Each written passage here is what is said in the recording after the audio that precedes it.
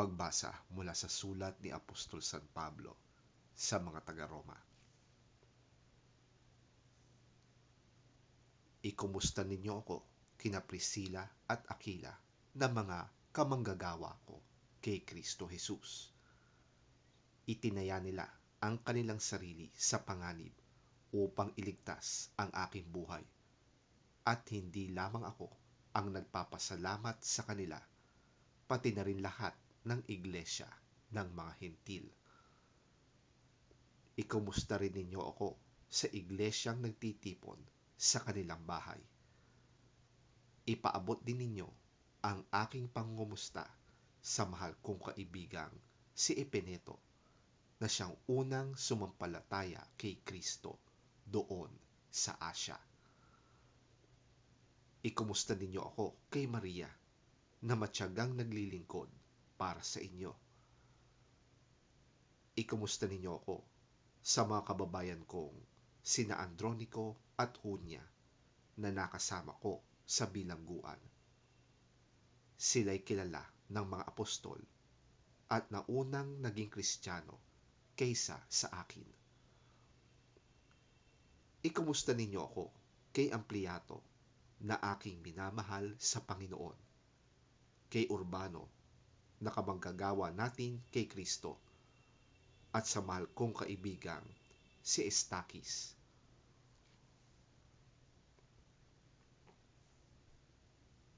Magbatian kayo bilang magkakapatid kay Kristo.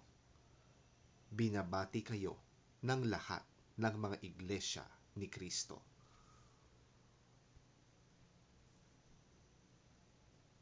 Ako si Tercio, na tagasulat ng liham na ito, ay bumabati rin sa inyo sa pangalan ng Panginoon. Kinukumusta kayo ni Gaius, na tinutuluyan ko. Sa bahay niya nagtitipon ang buong iglesia. Kinukumusta rin kayo ni Erasto, na ingat yaman ng lungsod, at ng ating kapatid na si Quarto. Purihin ang Diyos na makakapagpatibay sa inyong pananampalataya sa pamamagitan ng magandang balita tungkol kay Hesukristo na ipinapangaral ko. Ang magandang balitang yan ay isang hiwagang na lihim sa loob ng mahabang panahon. Subalit sa utos ng walang hanggang Diyos ay nahayag ngayon sa lahat ng bansa sa pamamagitan ng mga isinulat ng mga propeta, upang ang lahat ay sumampalataya at sumunod sa Kanya. At ngayon, sa pamamagitan ni Hesukristo, purihin natin ang iisang Diyos, ang ganap na nakakaunawa sa lahat ng bagay. Amen.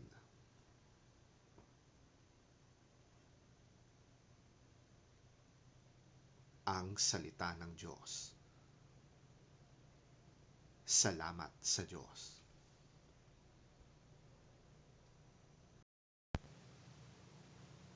Ang mabuting balita ng Panginoon ayon kay San Lucas. Papuri sa iyo, Panginoon.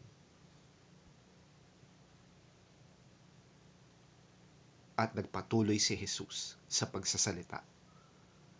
Kaya't sinasabi ko sa inyo, gamitin ninyo ang kayamanan ng mundong ito sa paggawa ng mabuti sa inyong mga kapwa, upang kung maubos na yon, ay tanggapin naman kayo sa tahanang walang hanggan.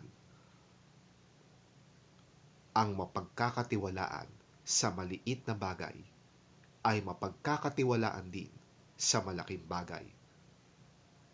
Ang mandaraya sa maliit na bagay ay mandaraya rin sa malaking bagay. Kaya kung hindi kayo mapagkakatiwalaan sa mga kayamanan ng mundong ito, sino ang magtitiwala sa inyo ng tunay na kayamanan? At kung hindi kayo mapagkakatiwalaan sa kayamanan ng iba, sino ang magbibigay sa inyo ng talagang para sa inyo.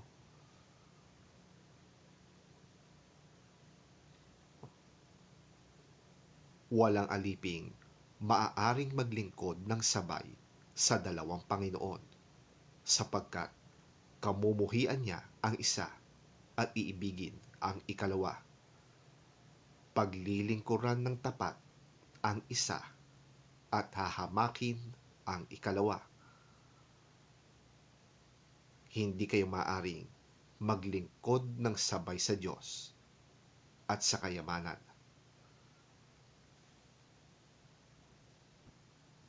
Nang marinig ito ng mga Pariseo, kinutya nila si Jesus sapagkat sakim sila sa salapi. Kaya't sinabi niya sa kanila, nagpapanggap kayong matuwid sa harap ng mga tao, ngunit alam ng Diyos ang nilalaman ng inyong mga puso, sapagkat ang itinuturing na mahalaga ng mga tao ay kasuklam-suklam sa paningin ng Diyos.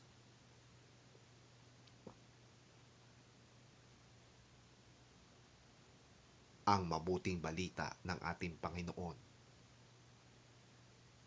Pinupuri ka namin, Panginoong Hesukristo.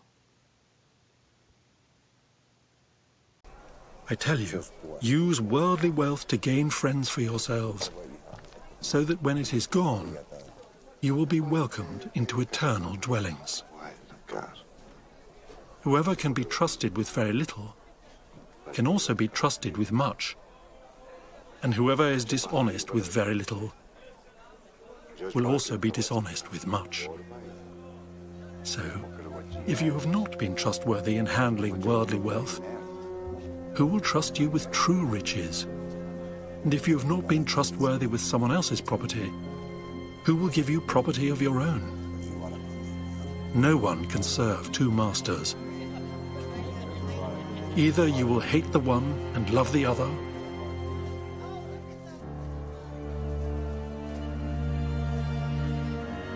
or you will be devoted to the one and despise the other.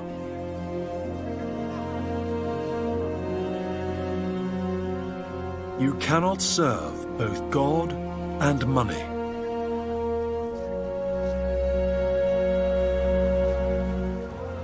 The Pharisees, who loved money, heard all this and were sneering at Jesus.